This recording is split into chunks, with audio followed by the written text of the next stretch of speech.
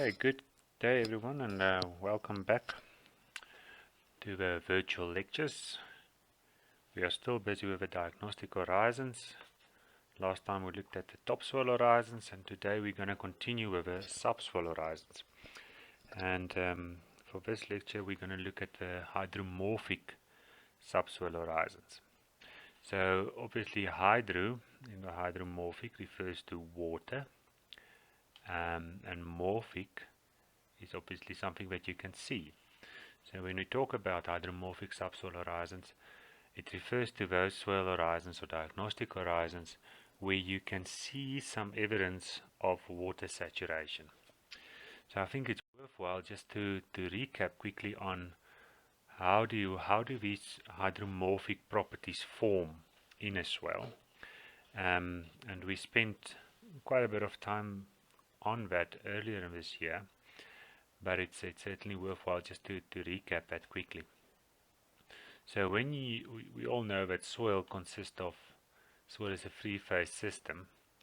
So you've got your porous part, which is either filled with water or with air, and then you've got your mineral part, and then some organic matter, which forms part of the mineral part. And I'm drawing with a mouse here, so it probably doesn't look that nice, but if you were in class you would recall this image. So the minerals and organic matter is fairly fixed. That doesn't change over tens of years. It's a fairly fixed property of a soil. But the water and the air fraction of the soil, that can change overnight. So we had some decent rain the past few days, so most of the air has been displaced and is filled with water while I'm presenting this lecture. So we also know that in the soil there are hundreds and hundreds of millions of microorganisms in the soil, and they, just like us, they need oxygen for their own respiration. So when there's a 50-50 fraction of air and water, the microorganisms are quite happy and they use oxygen for respiration. But when the soil is saturated, all the free oxygen is displaced, and the microorganisms need something to survive. Now some of them have adapted to use other elements, such as nitrogen and manganese and iron. And we also know that iron is one of the key coloring agents in the soil. So when you've got iron hematite, it gives soil the red color, and when you've got iron goethite, it gives soil a yellow color. So when iron is in the oxidized state, ferric iron, it is not soluble in water. So it cannot move over water, it's fairly fixed, and then it gives soil a specific color. It's almost like paint around a house. However, when iron is reduced to a ferrous state, it becomes soluble in water. So it can move away with the water. And iron is reduced when there's no oxygen in the soil. So the microorganisms, instead of using oxygen, they start using other elements. They reduce the iron through the process of respiration. It's called reduction. The iron becomes soluble, and now it can, let me just get my eraser here, it sort of washes the color of the soil particles, giving soil the original grey color. I'm sure that you're all familiar with this concept. If you're not familiar, you have to go back to your notes on the soil morphology. So when we talk about hydromorphic soil properties, we talk about grey colors, and grey colors that formed due to the reduction of iron and manganese under saturated conditions. Good. Any questions? None. Let's go on. So the first hydromorphic horizon that we're going to deal with is the clay horizon. I'm on page 45 in the soil classification book. The clay horizon. Now clay should tell you where it is. Grey. Clay and grey is the same. So the clay horizon forms due to the process of glaciation, and basically what I just draw now and the whole process of reduction of iron, that is called glaciation. So a clay horizon forms due to glaciation, and then it is not surprising that one of the first diagnostic criteria is it has prominent dark grey to light grey matrix colors as defined in the Munso color chart. Now I said in class that you don't really have to worry about this too much. In a typical soil classification you don't have these type of colors in your classification book. What we're interested in is the second part of the criteria, where you say that the U is 10 YR, when it goes to 7.5 YR and 5 YR. And then for a specific U, it presents specific colors that has to be there. The point is the colors are all grey, and remember in the test that I'm going to give you, I'm just going to give you the color notation. So I'm going to tell you it is 10 YR 4 over 1, and then you must, based on these descriptions or definitions, you must say whether this is grey enough to be a clay horizon. So for 10 YR is fine. 4 and chromas of 2 or less, remember this is your value and this is your chroma, so the 2 or less will qualify as a grey color. If you've got any problems with the color notations and understanding the color notations, you must send me an email. Okay. Then, so the first criteria deals with the color of a clay horizon. It has to be grey. And then in the second criteria, it specifies two types of clay horizon. It focuses on the structure, or not the structure, but texture. This is the one that we typically find in the field, and this is the exception that is mostly on your coastal plains. Sorry, I think the A should be first, but it's on a coastal plain. So let's first deal with this one. When you are working in a wet, pure sand, then you need to see the grayish, bluish grey colorations in the horizon before it can classify as clay. Now obviously the wet, pure sand, we seldom work in pure sand. Pure sand means that the silt and the clay content is less than 5%, so it is almost 100% sand, which we seldom get in nature. It only occurs in the coastal plains. Okay, we mostly are going to work with soils which has a sandy loam or finer materials, and if you work in that case, there must be an increase in the clay compared to the overlying horizon. So let me just state this again. This is the criteria that we're going to deal with in most cases. A clay horizon shows that there's an increase in clay compared to the overlying horizon. Remember, when we say the material is finer, it means that there is a higher clay content. Okay, so for a clay horizon, you need an increase in clay with depth, except if you're working if your topsoil was a vertic or a melanic topsoil. All other cases, there must be an increase of clay as you go down into the profile. Then the next criterion, this might sound quite confusing, and you'll have to make notes in your book just for you to understand this. The criteria states that it lacks both a moderate or a stronger bed structure. Now, if you don't read the entire sentence, one would think that the clay horizon does not, no structure is allowed in the clay horizon. But what is key here is the when.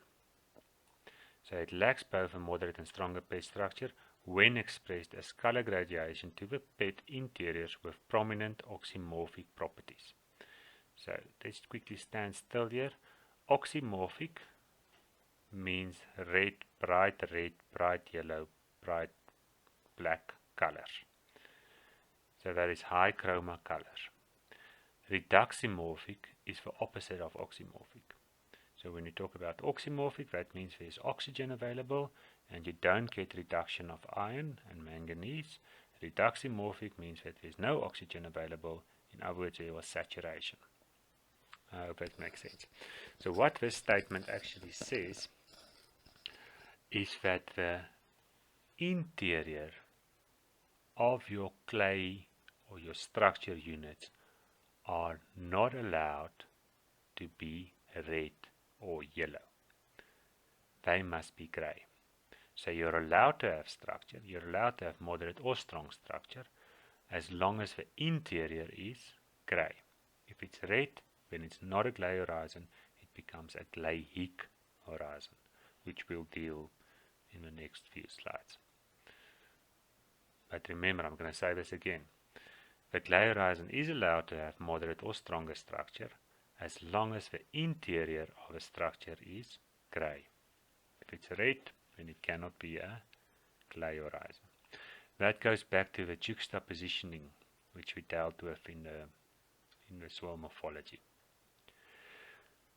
The second criteria, or not the second, the fourth criteria, states that it lacks a moderate to strong permanent prismatic or columnar structure, together with uniformly colored dark PET surfaces. So the question is it allowed to have a strong permanent prismatic or columnar structure? Yes, it is, as long as the outside of a PET surfaces does not have a dark color. So it can have strong permanent prismatic or columnar structure as long as the outside is not dark. Then the last criteria for the clay horizon reads that there might be some mottling and localization of iron and manganese oxide, that is mottles, as long as it doesn't meet the requirements for the diagnostic soft plinthic horizon. So when you read something like this, it does not meet the requirements for the other horizon, you must first go to this horizon in order to see whether it meets the criteria. And we're going to deal with the soft plinthic horizon also in this lecture. But basically the soft plinthic horizon states that there should be less than 10% mottling. So the clay horizon is allowed to have mottling as long as it's less than 10%. Good. So in terms of implications, the clay, like I said, is grey, and the grey colors comes from saturation. So your clay horizon is the horizon which are subsoil horizon, which is waterlogged for the longest periods of time. So you're not going to plant anything on this because it's saturated with water. Waterlogging is always going to be a problem. It's going to be a wetland soil, so you're not allowed to plow this, you're not allowed to use this for anything except for allowing a wetland to perform its functions. Often it's suitable for pastures, but when you're going to expose this, it's very erodable. So best is, if you've got clay horizons, just leave it as it is.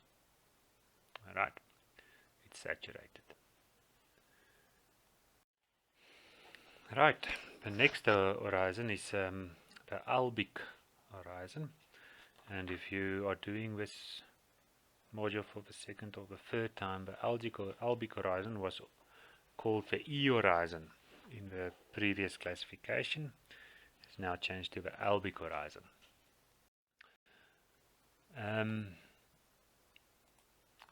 Question is, why can't you read this? You can look at the slideshow, you can see it's actually typed there, why can't you read this? And the reason is it's white on white. And that is a key characteristic of a albic horizon. It's a bleached color, it's a white grey color. So, very important, whenever the book speaks about grey colors, it is the colors as defined for the albic horizon. So you can make a big note there for the first diagnostic criteria on page 47, where it reads that the albic horizon has in the dry state, and highlight dry state, it's not wet, it's a dry state, unless otherwise specified, one of the following grey matrix colors. So whenever you encounter the word grey matrix colors in the book, it refers to those colors. Okay, so let's just quickly look at how typical albic horizons form. You will note in this typical example, you'll see that there's a fairly sandy or sandy loam topsoil horizon, and then below over here you've got a strong structure grey color. Can you see it? Around 60 centimeters.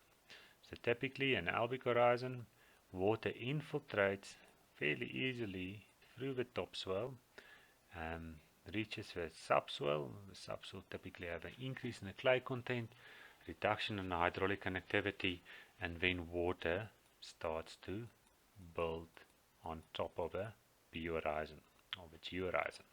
But you get a periodic saturation of water during the rainy season. Now, we know that the saturation will cause anaerobic conditions. The anaerobic conditions will cause a reduction because of a lack of oxygen, reduction of iron and manganese. They become soluble in water, and then if there's a bit of a slope, the water will drain laterally, and with it will take organic matter, iron, manganese, anything that gives soil a color. And over time, and we're not going to deal with that process now, but also the clays are broken down. So typically the albic horizon is a eluviated horizon. It's a removed horizon. Organic material, clays, iron, manganese, all of that has been removed from this horizon. Okay, back to the diagnostic criteria. As I said, dry state, grey colors, and there it specifies the grey colors 2.5Y, certain colors 10YR, certain colors 7.5YR, specific colors 5YR, specific colors.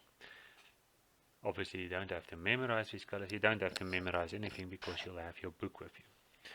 But it's just important to note that whenever you've got grey colors, it's the colors for the E horizon. So the second criteria states that when the albic horizon is below a topsoil horizon with grey colors. So this is your topsoil horizon, in this case an orphic horizon, and this is your albic.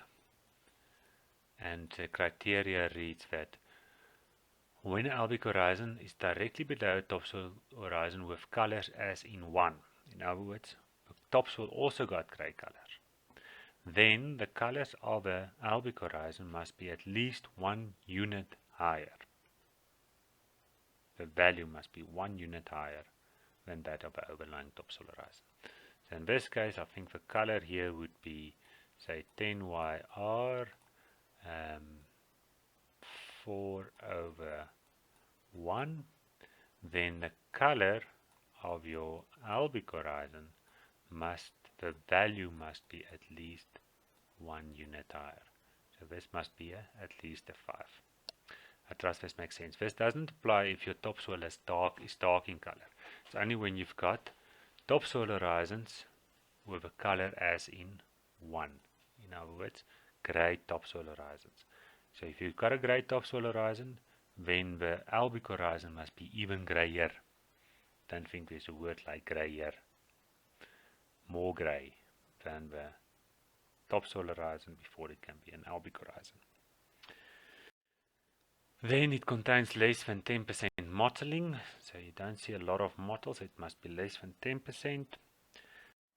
Important, it's got a single grained, massive or weak structure. In other words, you don't see structure, but it's because the clays have been removed.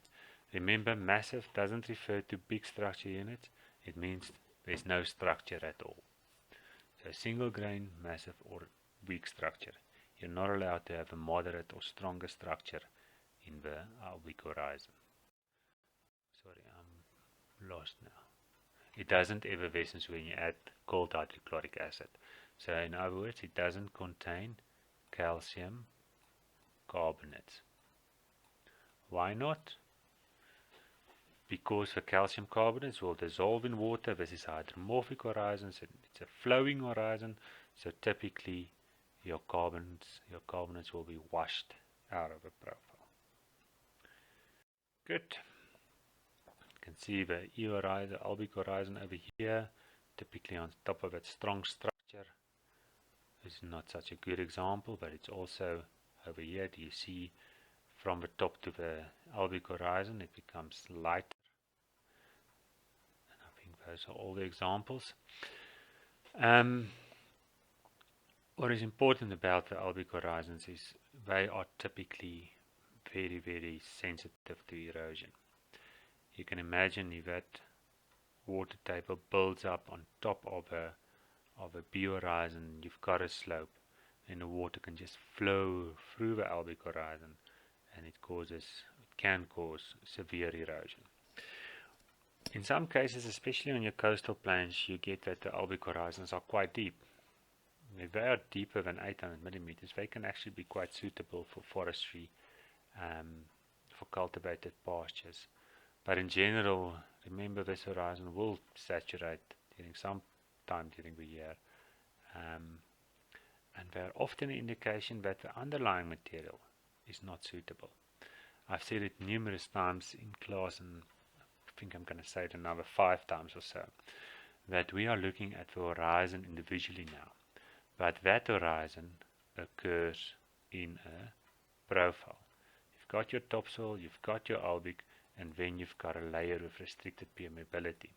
So even though the albic horizon is sandy and permeable and so forth, the profile itself is not suitable for most production.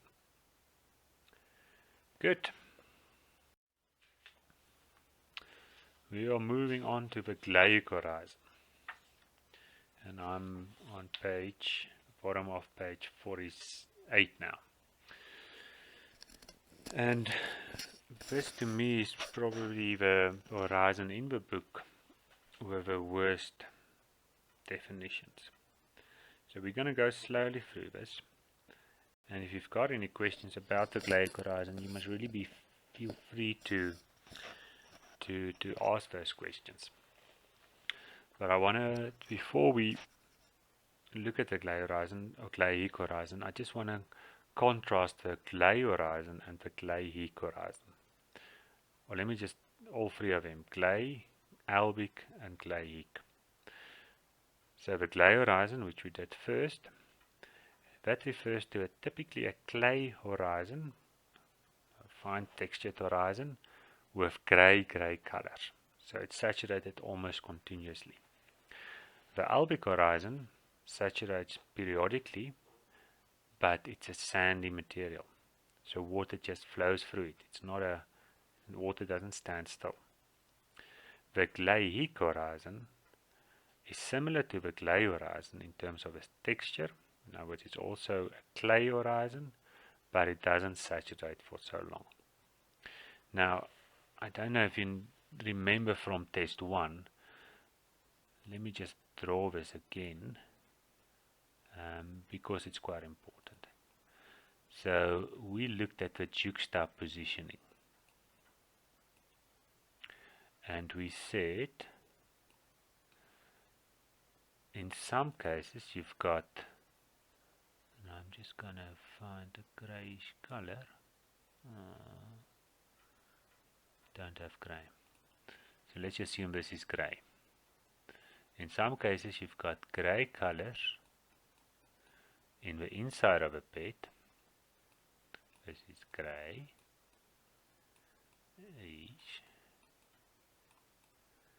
and red colors on the outside. And in other cases, you've got red colors on the inside and grey colors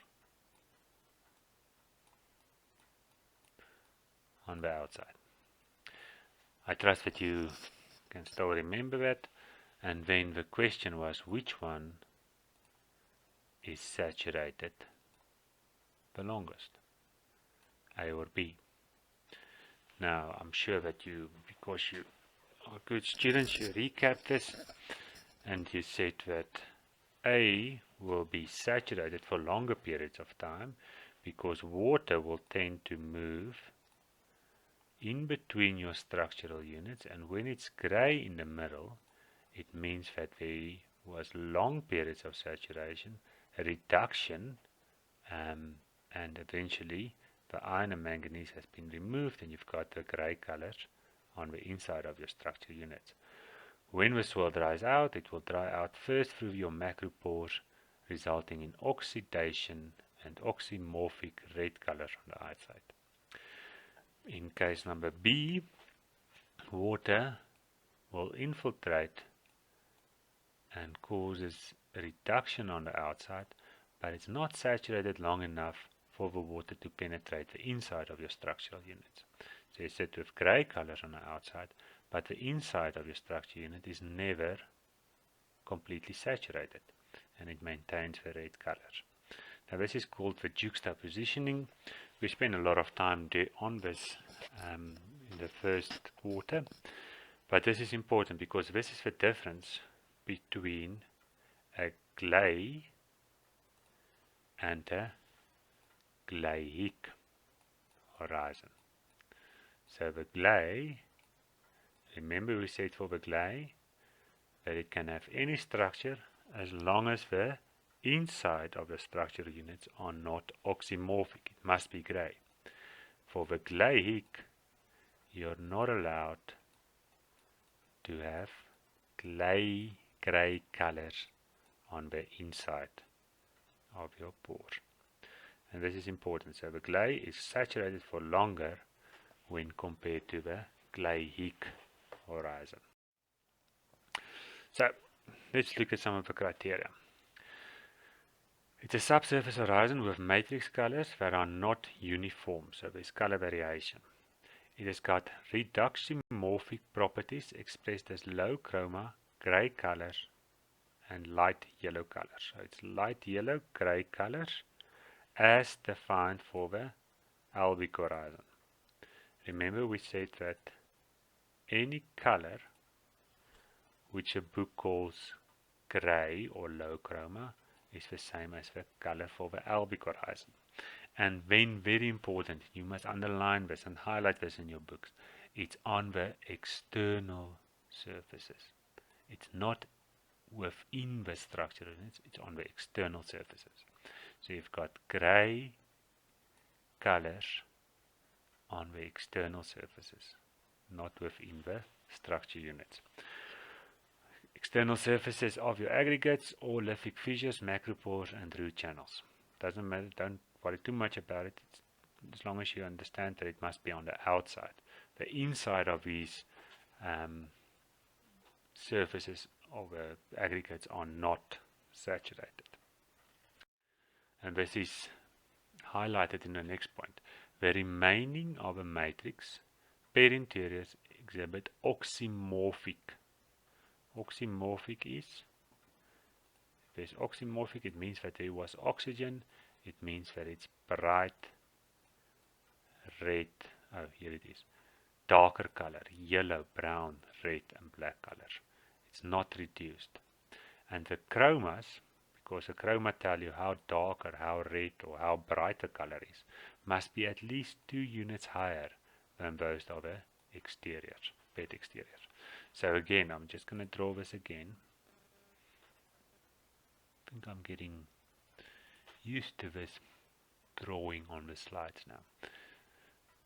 So, for the glade, you've got grey, and remember the green is grey colors on the outside, and you've got a red colors on the inside of your structure units. In other words, the water didn't penetrate the inside of your structure units. It's just on the outside. It's not as saturated as the clay horizon.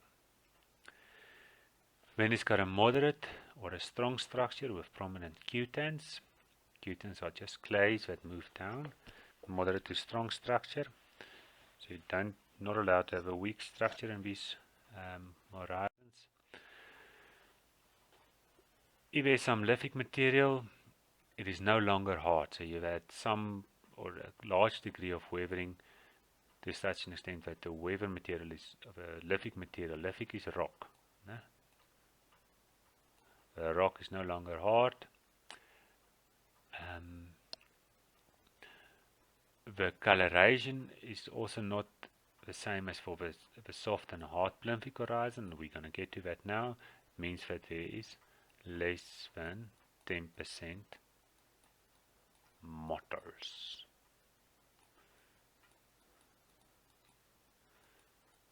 Mottles is less than 10%. And then what is important is the soil material. That's the last one. The soil material exhibits both reduximorphic, that is grey, and oxymorphic, that is bright properties, and together with a sandy loam, sandy clay to clay texture, excludes it as an albic horizon. So how do you know this one, the clay horizon, is not an albic? First of all, the albic is just grey. You don't see oxymorphic red colors and mottles in the albic horizon. But secondly, the albic horizon is not a loam or a clay horizon. It's a sandy horizon. So that makes it different from the clay horizon. Okay. Again, guys, you must really tell me if you get lost with these horizons, and especially with the diagnostic criteria. But I'm beginning to understand this now. I'm kidding. Okay. We are moving on, and we are going to skip a few. We're going to get back to them later. The yellow and the red apeiron and the red structured P. We're going to get back to that because they are freely drained horizons, and we are busy with the hydromorphic horizons. So let's get to the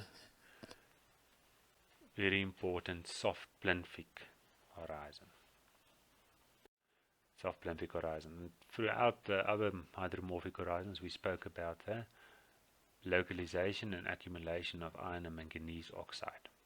Now, what this basically means, the localization and accumulation of iron and manganese oxide, means that it is mottles.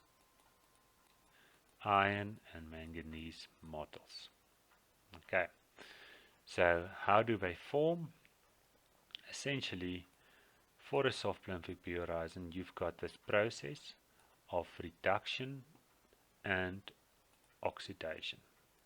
So typically, you get water that infiltrate into a profile, and then there's a layer with restricted permeability. So water will build up. When the water builds up, you get reduction of iron and manganese. It's reduced, it can move over water, and then as the water drains out or is sucked up by evapotranspiration, it's an oxidized environment again. So what you get at the end of the day is you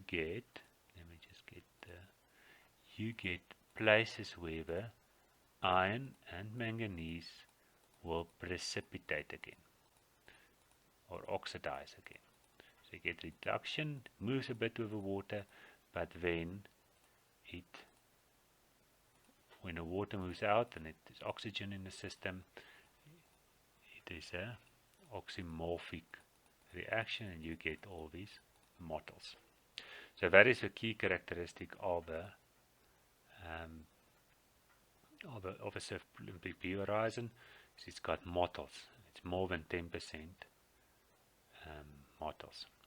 Now, this process continues over long periods of time. These mottles start to harden. They form sesquioxides.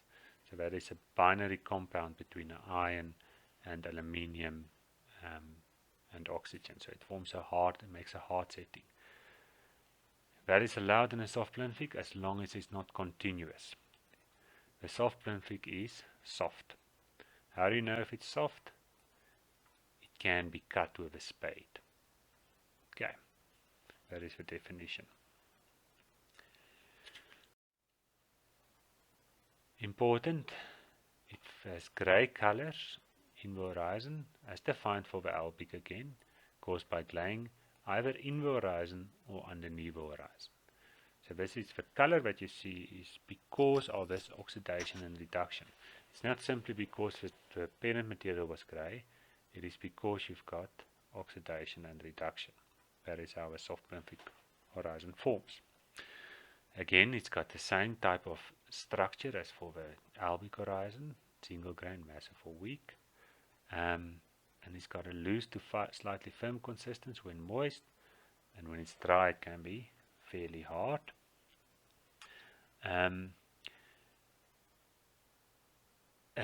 Quite important characteristics, well, one of the defining characteristics is that although you might have had hardening of the mottles to form concretions, you can still cut it with a spade.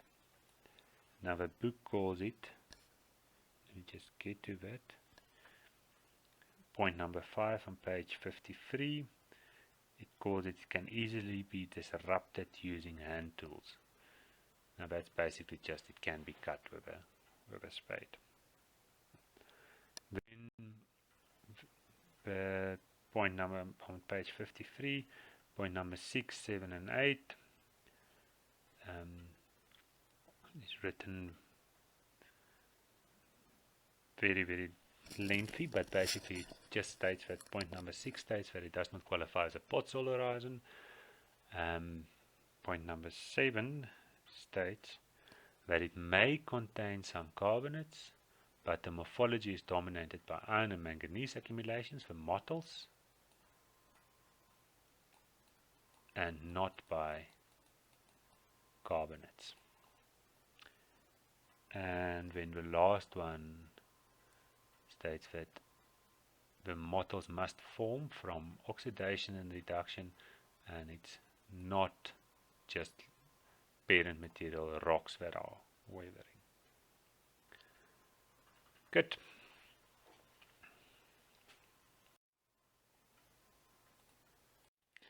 So a few examples of a plinfic horizon. Sorry, this is a terrible photo, but this is typically what a plinfic horizon will look like. You can see the color variegations, red and yellow colors. Actually, somewhere I've got better pictures than these ones. A very beautiful horizon with all the different colors. You can see grey and red and yellow, but I need to update my pictures. Good. So soft plinfic horizon. Again, like I said previously, we're looking at individual horizons at the moment, but we should consider the entire profile. So when you've got a soft plinfic horizon which is close to the surface, this is your soft plinfic horizon, that is basically the top of your water table. So that limits your agricultural potential of the horizon. However, when your soft plinfic horizon is a third or a fourth horizon in the profile, and you've got a fairly deep B1 horizon or first subsoil horizon, then it means that the plinfic horizon can actually act as a sort of a subsurface irrigation. And that is when you work with the water table soils of a Western Free State, all of them got soft plinfic horizons fairly deep in the profile. So depending on where in the profile the horizon is, it influences the agricultural potential. But it's difficult to drain, and it also tells you that the underlying material is impermeable, so water doesn't drain through. So when you've got, for example, a pollution spill, that is where your pollutant will accumulate. It's on the top of your, or in your soft plinfic horizon. Then the last horizon for today is the hard plinfic horizon, on page 55. So the criteria, diagnostic criteria. The process of formation is basically the same as for the soft lymphic horizon, except that this process goes on for quite some time. So it's a continuing process. So the process whereby the mottles form in the soft lymphic horizon, that just keeps on going on. And eventually the sesquioxytes that form, they form a continuous layer of sesquioxytes, and at the end you cannot cut it with a spade, even when wet. Okay, so it consists of an indurated zone of accumulation of iron and manganese oxides, typical red, yellow and black colors. Then the second criteria is also, well, let me just read this just to illustrate how difficult it is sometimes to understand what's going on here. It has a continuous sheet structure with concretionary and vesicular morphology of variable thickness and porosity, or a near continuous sheet of indurated iron and manganese stones and boulders with concretionary vesicular morphology, with spaces between individual stones and boulders filled with soil material from a contiguous horizon. These accumulations cannot be easily dislodged with hand tools. So basically what it says is it's a continuous layer and it cannot be cut with a spade. It looks like a rock and it cannot be cut with a spade. Okay, and then it lacks significant evidence of carbonate, sulfate or silica cementation. It's because of this oxidation and reduction that you get a continuous. So this is a concretion, typical concrete pictures, because you can't really see the hard lymphic here. But this is the hard lymphic layer. Good. So it's restrictive to water and root movement. If it's just below a topsoil or a albic, the horizon is albic. Albic horizon, when the potential is low, but when it occurs deeper in the profile, it might actually have a high potential. For the same reason that the soft lymphic will have a high potential, because it restricts deep drainage of water out of a soil profile. Alright guys, so this is the end of the hydromorphic subsoil horizons. Again, I mean, we are in strange times with virtual lectures and no face-to-face contact and so forth, so you must adapt, and please do send me an email if you've got any questions. But when you ask those questions, don't tell me that you don't understand subsoil horizons or hydromorphic horizons. You have to go through this, have to go through the book, go back to your notes, and then come with specific questions. I've received a few nice ones already, specific ones, but then I've received a few stupid ones as well, where someone says that you don't understand the book. How do I answer that? So, here's my email address. Ask for questions. If it's something that I think must be explained again, I will add that to the next video as well. But that is it for this week. Do go through your book, make the notes, make the underline and all the highlights and everything. And I will hope to have a test run for a test. Yeah, you're writing test 2, but I hope to have a test before the test, just to make sure that everyone understands what the test will look like. Okay. Keep well. Bye-bye.